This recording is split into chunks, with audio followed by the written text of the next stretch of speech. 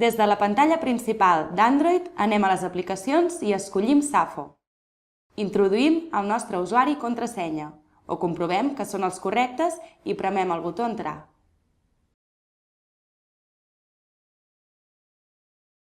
Aquesta és la pantalla principal de Safo. Veiem la barra superior i la barra lateral, que trobarem a totes les pantalles. Al requadre blanc tenim el resum de totes les notificacions. Al verd, les informacions de salut, a la part central de la informació de seguretat i la part blava, la de social. Tornem a l'inici i anem a Salut. A la dreta tenim el resum d'avisos de salut.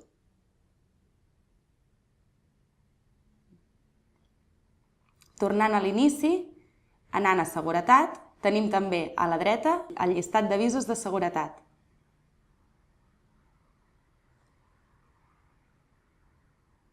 Tornant a l'inici, podem accedir directament a veure els àlbums de fotos.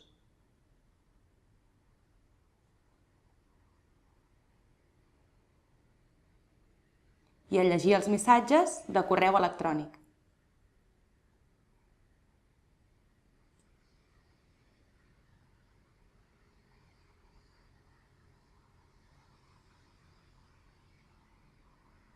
A la part inferior de l'apartat social podem veure les últimes notícies.